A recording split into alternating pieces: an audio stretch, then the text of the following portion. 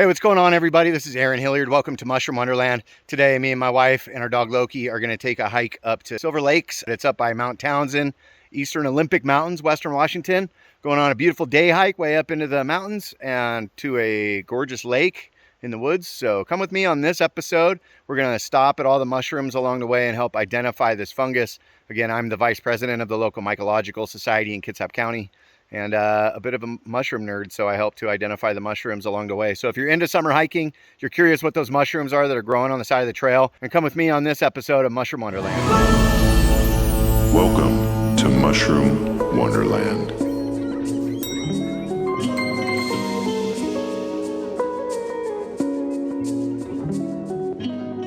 It's one of the first viewpoints on the Mount Townsend Trail. Clear down to the water.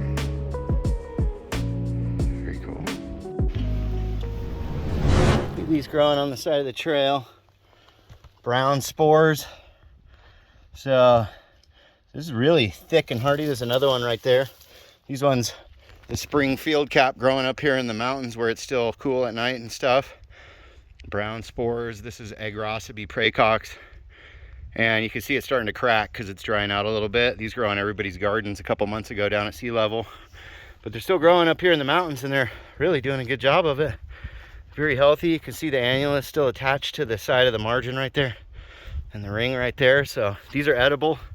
You could eat those, but nobody really does. I heard they taste like grass clippings, but I should try them someday just to confirm what they taste like. But today's not the day because we're hiking up in the mountains and I don't want to carry these.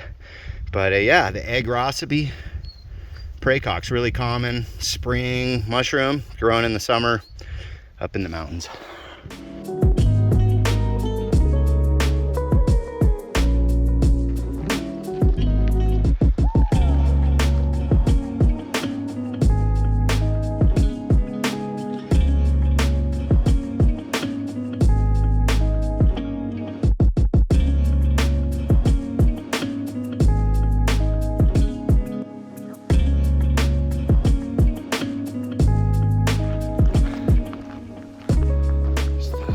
Sound down there. All right, right here growing on the side of the trail. This one's kind of common in montane regions up in the mountains. This one, a yellow coral mushroom. This one's really young. Ramiria racilospora. A lot of people like this as an edible mushroom. Some people claim that it gives them gastric upset and stuff, but it's really pretty. It actually looks just like coral. So Ramiria, pretty large genus of coral mushrooms. And these ones are common in Washington. This is the Olympics, but we often find them over on the east side of the Cascades when we're looking for morels. But pretty common one to see on trails in the summer when you're hiking or backpacking. And yeah, you could fry that up. Try a little bit first to make sure it doesn't mess up your stomach too bad. Oh, look, here's another one. And but I think most people find them fine to eat. Some people really like them. So it's beautiful. All right.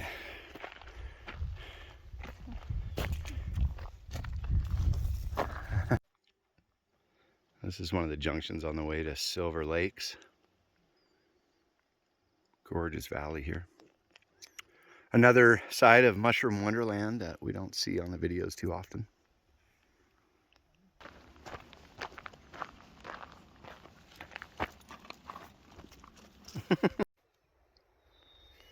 Couple of mushrooms growing right down here off the side of the trail. These guys, oh look, it's got a pinkish color on the outside of the cap. It's actually from the spores that are flying out from the gills. They're landing on top of the cap. So this is just millions of spores. This guy, he's got this kind of shimmery gold metallic look. And you can see it had white gills, white-ish gills, and then pink spores, just tons of spores here. This one in the genus Entoloma, subgenus Nolania. So this one, Nolania holoconoideum, or the little cone bell. Don't eat those ones though. Not edible. Not known to be edible. In a genus of mushrooms that have some poisonous ones, so leave them alone. Keep on hiking. All right, we're about 5 miles in on the trail. I see a mushroom popping out of the needle duff right down here. White. See if I can get it from below. There we go. It's a big mushroom. Hygrophorus subalpinus. So you find these up in the mountains near the snow line. And they're usually growing around the same place where you could find natural morels growing, and at the same time of the year. So white, decurrent veins, or gills, I mean. And look how it's attached to the stipe there. So pretty common in the Cascades as well as the Olympics. Are we almost there yet? We're going deep.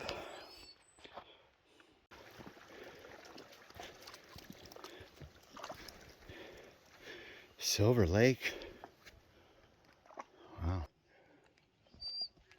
About 5.5 mile hike in. There's snow. There's people hiking in the snow way up there. Really cool. We're gonna have some lunch and then start on our journey back. So.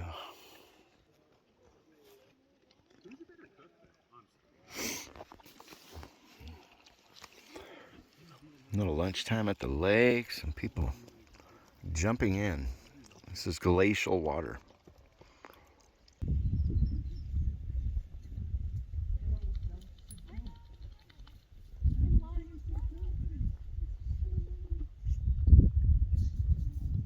Very good.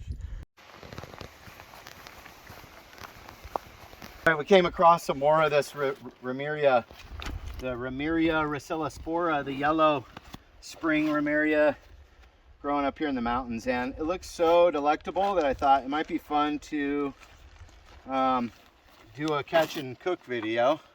So yeah, we're gonna take these Ramiria and cook them up and see how they taste and what they do to the digestive tract. Wifey spotted this one. It's blending in pretty good with these pine needles. Let me get under here and pick this one out. Oh, look at that yellow base and this very cobwebby cortina. See that? This one, the Gomphidius, the hideous Gomphidius. And you could tell that super bright base. And some people eat these, but I think they're just kind of nasty looking and they smell bad to me. But they're growing out here. Typically I see these around sea level in the autumn. But up here in the mountains, it's just a little bit of a different habitat. So it's really sticky and it's got very heavily decurrent gills when it gets a little more mature and opens up. And all that bright yellow at the bottom of the stem. Definitely Gomphidius subrosaeus. Yeah, pretty common mushroom. Oh yeah, good eye.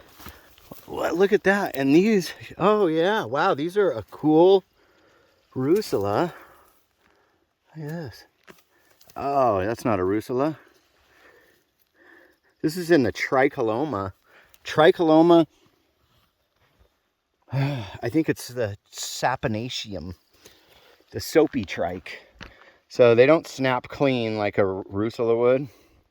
These ones kind of shred off like a chicken, cooked chicken or something like that. But cool. Tricoloma, mycorrhizal mushroom that grows with the trees and plants around here. So I didn't really expect to see those, but kind of cool to see those. So awesome. Seeing quite a few mushrooms out here today. Wouldn't that be a good little morsel to fry that bad boy up? We're taking it. All along this hike, there's viewpoints like this. That's a really attractive thing about this particular hike. The trail is relatively mellow. There's not many roots at all or rocks to climb over. And all the way along, we've been seeing beautiful scenes like this. So it's about 11 miles round trip to Silver Lake. So, but a really good one for a motivated beginner, I would say. Somebody who really kind of wants to push it a little bit. This is beautiful, man. If you don't go out and do stuff like this, I feel sorry for you. There's so much world out here to see. If for some reason you can't, I hope you get value out of videos like this. It's beautiful up here.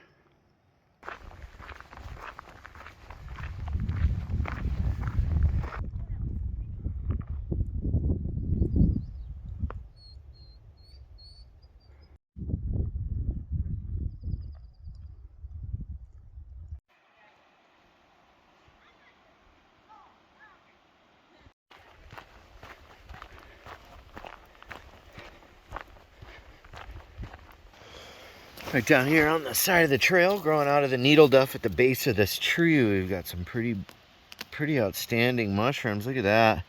Really dark gills, but these are gonna have a fluorescent look to the gills before they get really mature with these dark purple brown spores like it has right here. These are pretty dry, tough little mushrooms, little cluster of them coming out right here. These are saprobes. These are your common sulfur tuft or Hypholoma fasciculare. These are a toxic mushroom. All the literature I've ever read says don't eat these. They will make you sick. Not deadly, but definitely going to give you some gastrointestinal issues. So these mushrooms will grow spring, summer, fall, and winter. They like to grow in big clusters, and then if you use a UV light, they glow up pretty neat underneath. So let's try that out.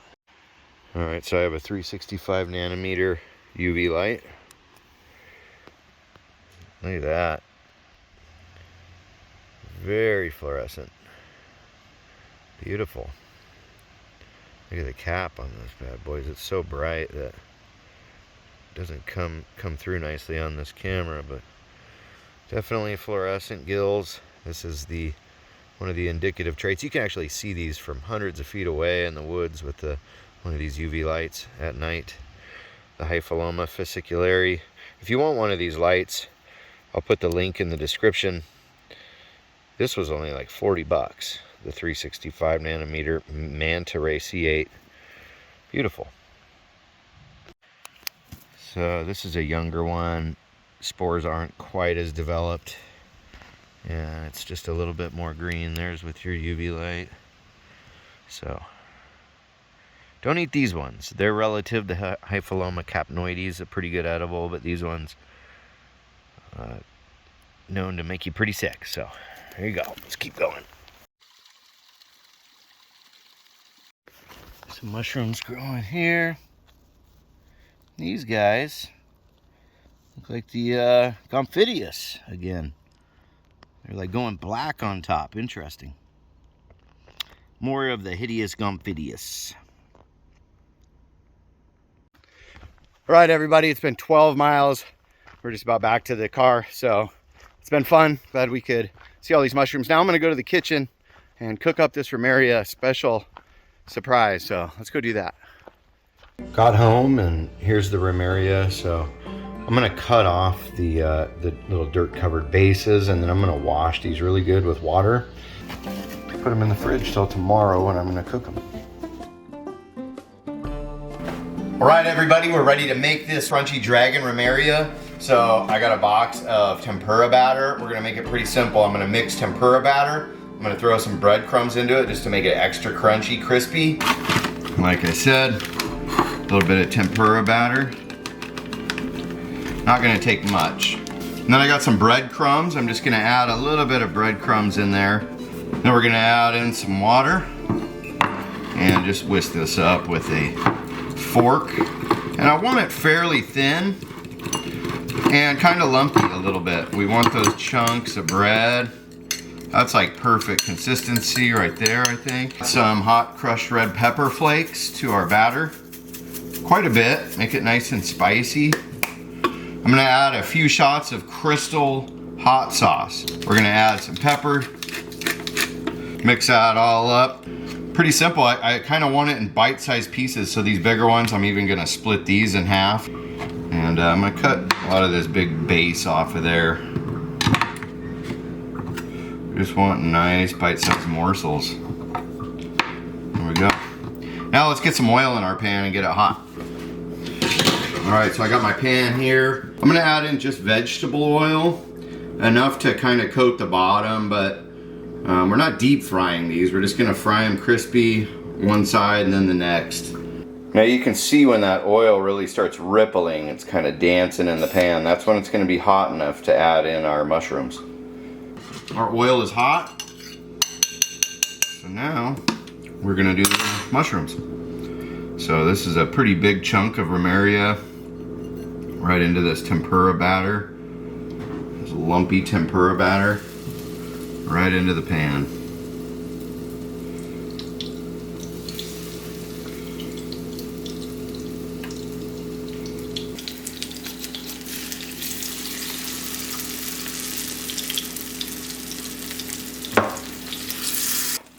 Put them over onto a paper towel to kind of soak up some of that grease. And if you've never tried eating this mushroom, don't gorge yourself and eat all of these at once, you know. Make a little bit and make sure they don't upset your stomach, but I emphasize trying to cook these for a long time.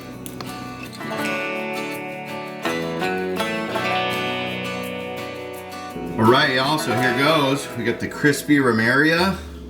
We're gonna put it in that Chipotle ranch sauce.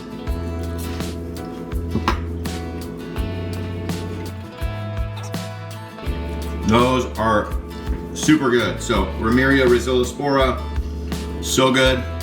I give this 5 stars. We'll see you on the next episode. Much love, everybody.